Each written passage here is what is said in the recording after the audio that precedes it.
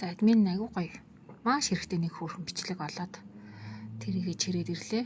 За хэдүүлээ нэг аркн дээр ингээд чимэглэхдээ үндсэн суурь дээр нь хөөсөнцрөө ингээд ашигладаг шүү дээ. Тэгээд яг нөгөө аркныхаа хөссөн газар нь хөөсөө байраад багцлаад ингээд тогтоё гэхлээр бас заримдаа нөгөө нэг аркныхын хэлбэр хэмжээнээс шалтгаалаад болдгоо шүү дээ.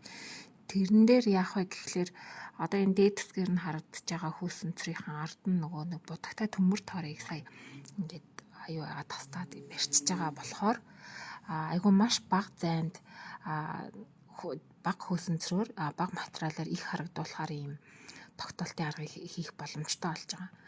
Бас өссөн одоо нөгөө хэлбэрээ гаргах боломжтой болж байгаа. Энэ төмөрийг ашигласнараа одоо тэр хамгийн тэр баруун доод болонд байгаа жишээлбэл төмөр гэхэд заавал ийм диагонал маягаараа тогтох шаардлагагүй. Ингээ хөндлөө ингээд энэ төмөртэйгээ явчихж байгаа болохоор маш хэлбэрхэн хийж болж байна. За мэдээж ингээ уяга хөөсөө хийчээд хамгийн түрүүнд хамгийн урт одоо лайн буюу шугам үүсгэж байгаа материалуудад мэдээж зоодог.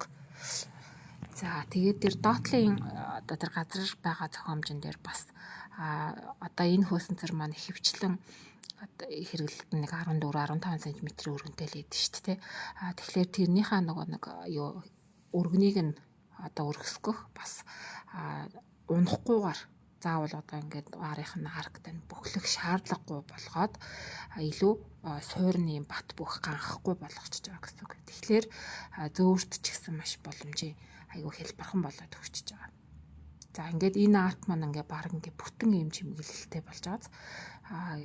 Ер нь бол яг анхан шатны чимэглэлээр бол манайхан яг энэ арк яг яаж хийх гэж яг тэрнийхээ талбайгаар нь хөөсөө ингээд суурэ бэлтэх гэдэг. Энэ дээр бол та ерөөсөө маш бага суурьаар их цэцэгт харагдуулж хийж байгаа шүү. Энийг бас анхаарч